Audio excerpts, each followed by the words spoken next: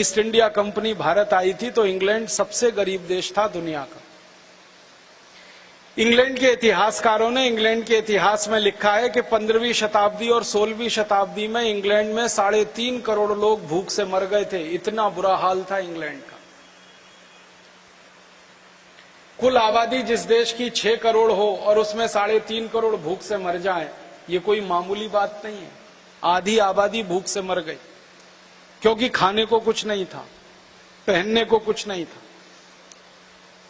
अंग्रेजों ने कपड़ा पहनना भारत से सीखा, अंग्रेजों ने कपड़ा बनाना भारत से सीखा। भारतवासियों के संपर्क के पहले तो इंग्लैंड में कोई कपड़ा बनाना नहीं जानता था, पहनना भी नहीं जानता, नंगे रहते थे आदिवासियों की तरह से, वनवासियों की तरह। तो ये तो सारी की सारी कहानी है भारत के लूट की, यहां का पैसा वहां गया। अब ये ब्रिटिश पार्लियामेंट में बहस हुई 1860 में और ये तय हुआ कि भाई भारत की जो क्रांति हुई 1857 की, उसका बड़ा कारण क्या था। तो एक अंग्रेज कहता हमने लूटा भारत को, ये बड़ा कारण था। दूसरा कारण क्या था, तो एक अंग्रेज कहता हमने मार मार के भारतवासियों को ईसाई बनाया जो वो बनने को तैयार नहीं थे, दूसरा कारण ये था। तीसरा कारण क्या था, एक अंग्रेज कहता हमने भारत की सबसे पवित्र गाय को कत्लेआम किया भारत में, वो बड़ा कारण था। आप जानते हैं सबसे पहला कत्ल खाना इस देश में 1760 में अंग्रेजों ने शुरू कर दिया था। कलकत्ता में गाय कटती थी और हिंदुस्तानियों की छाती पर छुरी चलती थी, गाय कटती थी। तो ऐसे अंग्रेज दस्तावेजों में, अंग्रेजी दस्तावेजों में ये कहानी दर्ज है कि एक एक अंग्रेज बयान दे रहा है और वो बता रहा है ये कारण था, ये कारण था, ये कारण था, इस कारण भारत में हमारे खिलाफ बगावत हुई। अब एक अंग्रेज प्राइम मिनिस्टर पूछ रहा है इन सब से कि अच्छा बताओ बगावत के लिए पैसा किसने दिया, धन भी तो इकट्ठा हुआ होगा।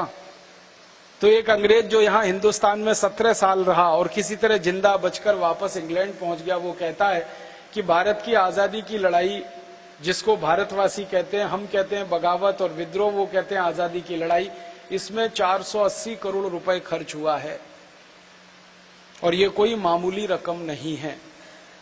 ये रकम कहां से आई, तो भारत के उद्योगपतियों ने दी, व्यापारियों ने दी, कारीगरों ने दी, किसानों ने दी। लोगों ने इतना धन इकट्ठा किया था इस क्रांति के लिए। इस 480 करोड़ को आज अगर समझना चाहें तो इसमें 300 का गुणा कर लेना, तब इसको आज समझ पाएंगे आप। इतनी बड़ी क्रांति थी 1857।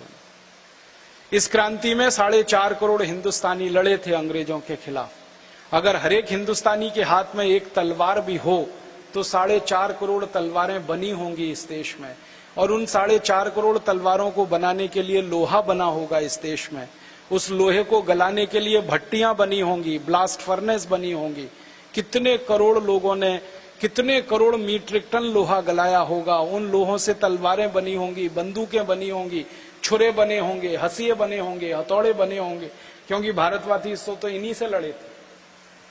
माने कोई सामान्य नहीं थी ये क्रांति, बहुत बड़ी थी, बहुत व्यापक थी और एक साथ 350 स्थानों पर हुई थी, एक दो स्थान पर नहीं। तो ब्रिटिश पार्लियामेंट में ये सारी बहस हो रही है तो प्राइम मिनिस्टर पूछ रहा पैसे किसने दिए, तो उद्योगपति, व्यापारी, किसान, कारीगरों ने दिए। तो प्राइम मिनिस्टर कहता है कि अब आगे से इस देश में शासन चलाना है तो एक व्यवस्था करो कि दोबारा कभी भारत के लोग क्रांतिकारियों को पैसे दे ना सकें, उनके हाथ में पैसे छोड़ो ही मत, ले लो, सब छीन लो उनसे। तो कैसे छीनोगे, टैक्स लगा के छीनो। इसलिए इस देश में इनकम टैक्स आया। इनकम टैक्स इसलिए नहीं आया कि देश में सरकार चलानी थी अंग्रेजों को और उसके लिए धन की जरूरत थी। इनकम टैक्स इसलिए लाया गया कि भारत के नागरिकों के पास पैसे इतने बचे ही नहीं जो वो क्रांतिकारियों को दान में दे सकें, वो सारे पैसे अंग्रेज छीन कर अपने पास रखें, इसके लिए इनकम टैक्स आया। और इनकम टैक्स जब लगाया अंग्रेजों ने तो उसकी लिमिट जानते हैं क्या थी, 97%। माने 100 रुपए आप कमा रहे हैं तो 97 रुपए अंग्रेजों को दे दीजिए। और ये कहानी पूरी तब समझ में आएगी जब और एक जानकारी मैं आपको दूं। ब्रिटिश पार्लियामेंट में बहस हो रही थी और बात चल रही थी कि खाली इनकम टैक्स लगाना है या दूसरे टैक्स भी लगाने हैं। तो बात हुई कि भारत के उद्योगपति और व्यापारी कोई भी सामान बनाए तो बनाने पे ही पहले उनसे टैक्स ले लो। उसको उन्होंने एक्साइज ड्यूटी नाम दे दिया। आप सामान बनाएं और बेचने के लिए जाएं तो बेचने पर उनसे टैक्स ले लो, उसको सेल्स टैक्स नाम दे दिया। फिर बेचकर मुनाफा कमाएं तो मुनाफे पर टैक्स ले लो, उसको इनकम टैक्स नाम दे दिया। सामान को बेचने के लिए एक गांव से दूसरे गांव जाएं तो रोड टैक्स ले लो और टोल टैक्स ले लो।